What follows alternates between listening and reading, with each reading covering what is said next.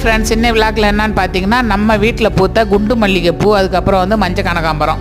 இந்த குண்டு மல்லிகைப்பூ வந்து பார்த்திங்கன்னா நல்லா பெருசாக அழகாக முத்தாக நல்லா குண்டு அழகாக வெள்ளை வெளியேன்னு ரொம்ப வாசமாக இருந்தது. எல்லாத்தையுமே பறிச்சுட்டு நம்ம தோட்டத்தில் பூத்த மஞ்சள் கனகாம்பரம் கொஞ்சம் இருந்தது, அதையும் பறித்து ரெண்டையும் கலந்து கட்டுறேங்க. சூப்பராக இருக்கும். இந்த வெள்ளைப்பூ கூட மஞ்சள் கனகாம்பரம் கட்டும்போது அரும்பு வளர்ந்த குண்டு மல்லிகை இது கூடலாம் வந்து இந்த கனகாம்பரம் கலந்து கட்டி வச்சா ரொம்ப நல்லாவே இருக்கும், அழகாகவும் இருக்கும். யாருக்கெல்லாம் இதேமாரி வந்து மல்லிகைப்பூ குண்டு மல்லி இதெல்லாம் வந்து கனகாம்பரம் கலந்து கட்டி வச்சா பிடிக்குன்றவங்க கமெண்ட் பண்ணுங்கள், லைக் பண்ணுங்கள். நல்லா அழகாக கட்டையாக இருந்தது, சூப்பராக பார்க்கறதுக்கு கட்டை மல்லி போல் இருந்தது. எல்லாத்தையும் வந்து செம்ம ஃபாஸ்ட்டாக வந்து கட்டி முடிச்சாச்சு. வீடியோ பிடிச்சிருந்தால் லைக் பண்ணுங்கள், கமெண்ட் பண்ணுங்கள், ஷேர் பண்ணுங்கள், சேனலை சப்ஸ்கிரைப் பண்ணிக்கோங்க. நாளை விலாகில் வந்து நம்ம தோட்டத்தில் கொஞ்சம் காய்கறிலாம் விளைஞ்சிருக்கு, அதை நாளைக்கு ஹார்வெஸ்ட் பண்ணி என்னென்ன காய்கறின்றதை வீடியோவாக போடுறேன்.